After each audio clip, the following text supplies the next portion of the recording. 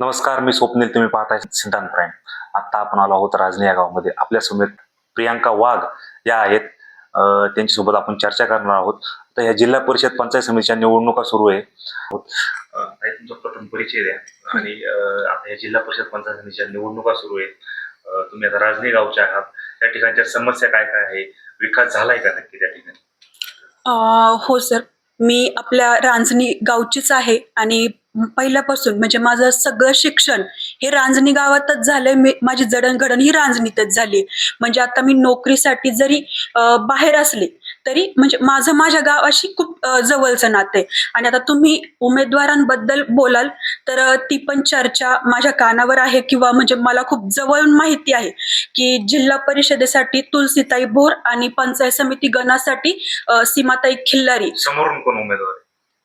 समोरून पंचायत समिती गणासाठी प्रियांका केतन वाघ या आहेत आणि जिल्हा परिषदेसाठी प्रीतीताई थोरात या आहेत. आणि तुम्ही विचारलं जसं की रांजणीमध्ये सध्या काय समस्या आहेत. मी तर म्हणेल की नामदार साहेबांच्या योगदानातून मूलभूत ज्या काही गरजा असतात जसं की रस्ते असेल, पाणी, आरोग्य या सगळ्या गरजा तर फुलफिल झालेल्या आहेत. परंतु जर एक आव्हानात्मक म्हणाल तर मी सांगेल की जिल्हा परिषदेची शाळा असो किंवा माध्यमिक शाळा असो, या मुलांच्या जडणघडणीसाठी आपल्या प्रतिनिधींनी तिथं लक्ष देणं खूप गरजेचं आहे की जेणेकरून आपली ही मुलं जे काही स्पर्धात्मक युग आहेत त्याच्यात ते टिकू शकली पाहिजेत. त्या ठिकाणी राजनी गावामध्ये तुम्ही आता म्हणले की त्या ठिकाणी शिकले, त्या ठिकाणच्या शाळा, जिल्हा परिषद शाळा आहेत, कशा पद्धतीने चालतात त्या? समजा जे पाल्यक आहेत ते प्रायव्हेट स्कूलमध्ये घालण्याचा, ज्या विद्यार्थी असतील त्यांना घालण्याचा प्रयत्न करतात. मग आता त्या ठिकाणच्या शाळा कशा आहेत, तुम्ही काय सांगा? सर नक्कीच सांगाल की शाळांची जो काही दर्जा आहे तो नक्कीच चांगला आहे. इमारती वगैरे म्हणजे ज्या भौतिक सुविधा आहेत त्या नक्कीच तिथे चांगल्या आहेत. पण अलीकडचा जर आपण काळ पाहिला तर तो खूप बदलतोय.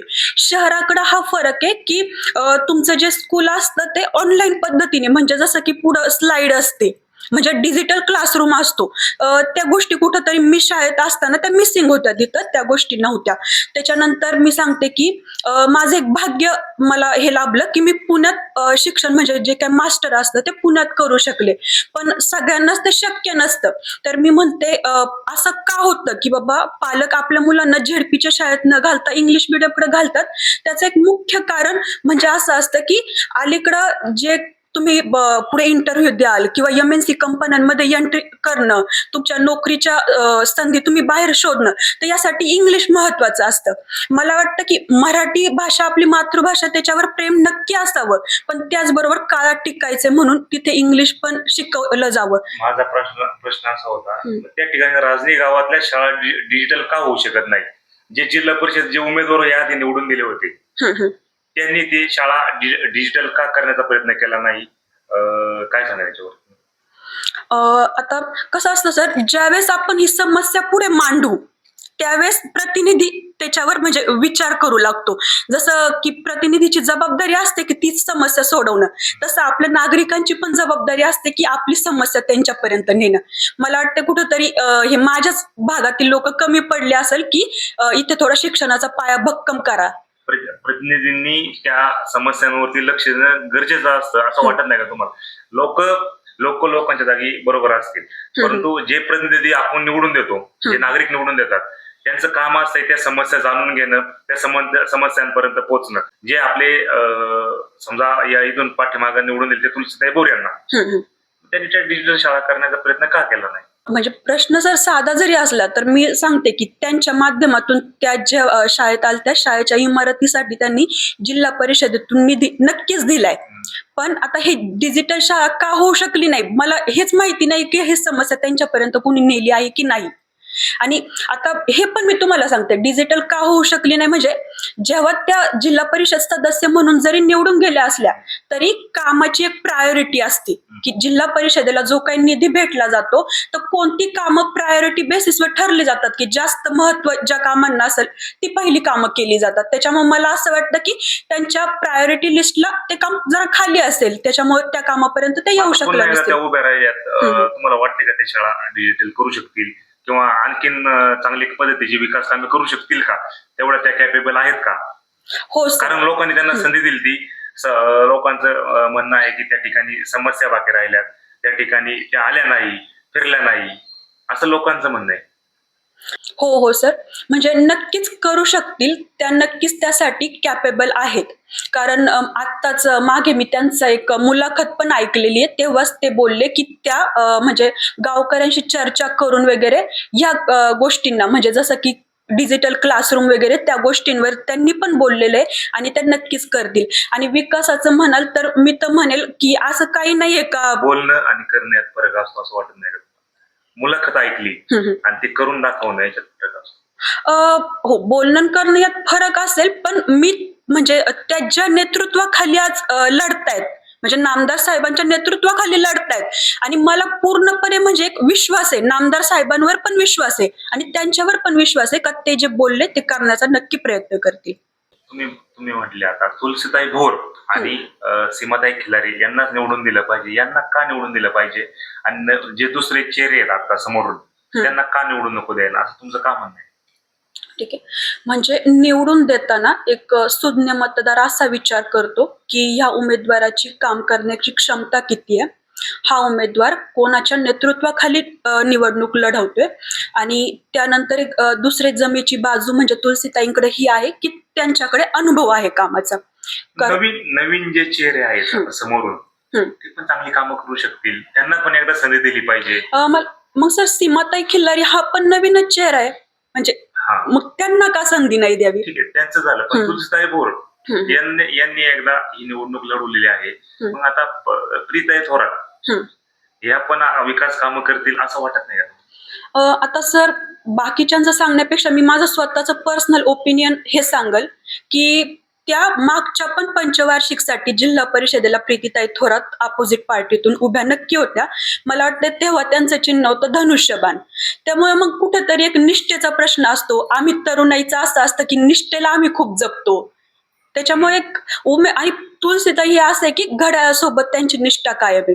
आणि अलीकडं म्हणजे जी एक दुःखद घटना घडली की अजितदादा पवार आज आपल्यात नाहीयेत, म्हणून कुठंतरी असं वाटतं की त्यांनी जो हेतूने पक्ष सुरू केला, कुठंतरी म्हणजे ती एक भावनिक सुद्धा आत्ता अलीकडे आहोत आम्ही. हो, भावनिक लाट नक्कीच आहे सर, म्हणजे तरुणाई पण सुद्धा नक्कीच राहणार, यात तरुणाईचा खूप मोठा रोल असणार आहे. येणाऱ्या काळात त्यांच्याकडून राजनीय असेल किंवा त्या मतदारसंघात कोणतं मोठं काम झालं पाहिजे असं तुमची इच्छा आहे? खरंच म्हणजे हा प्रश्न मला खूप सुंदर प्रश्न वाटतो की त्या एक मी मतदार म्हणून किंवा सगळ्या मतदारांनी त्यांच्याकडून काय अपेक्षित करावं. तर मी म्हणेल की माझं रांजणी गाव असो की मूलभूत सोयी सुविधांनी ते तर संपन्न नक्कीच आहे, पण ताईंनी नक्कीच जिल्हा परिषदेची शाळा असो किंवा माध्यमिक शाळा असो याकडे ते जातीने लक्ष घालतील. जितकं त्यांना म्हणजे ह्या शहरामध्ये किंवा मार्केटमध्ये काय घडते, म्हणजे अलीकडं ह्या गोष्टी आपल्या ग्रामीण भागात कळायला खूप उशीर जातो की ज्या MNC मध्ये असो किंवा तुम्हाला म्हणजे कोणत्या पण डोमेन मध्ये जायचं असो तर मार्केटमध्ये वेगवेगळे टूल्स आहेत, वेगवेगळे सॉफ्टवेअर आहेत. त्या गोष्टींची देखील या पोरांना म्हणजे इकडे असतानाच माध्यमिक शिक्षण घेताना किंवा प्राथमिक शिक्षण घेताना याची पूर्णपणे ओळख झाली पाहिजे किंवा याची माहिती असली पाहिजे. आणि मला वाटतं की इकडे सगळे आपण शेतकरी बांधव आहोत, त्याच्यामुळं की त्यांच्या मुलांनी की एक चांगलं म्हणजे इन्कम सोर्स त्यांना कसा मिळता येईल, मग त्या रोजगाराच्या संधी असो किंवा त्यांनी त्यांच्या पायावर सक्षम उभं राहावं यासाठी स्वतः त्यांच्या म्हणजे उद्योजकतेच्या कल्पना कशा विकसित होतील अशा पद्धतीने शिक्षणाचा पाया भक्कम करा. शेतकऱ्यांना बाजारभाव, मालांना जो आहे तो बाजारभाव नाही, तुम्ही तुलसीताईंना कशा पद्धतीने सांगणार आता ते शेतकऱ्यांसाठी काय उपाययोजना केल्या पाहिजे? सर बरोबर, हा पण मी तर म्हणेल खूप महत्वाचा प्रश्न आहे. आता बाजारभाव म्हटलं तर कोणत्याही पिकाची बाजारभाव हा जिल्हा परिषदेचा सदस्य ठरवू शकत नाही. आपण वास्तविकता नक्की स्वीकारली पाहिजे, कारण बाजारभाव ठरवताना मागणी असेल, पुरवठा असेल, शासकीय धोरणं असतील, खर्च, या सगळ्या गोष्टींचा विचार केला जातो.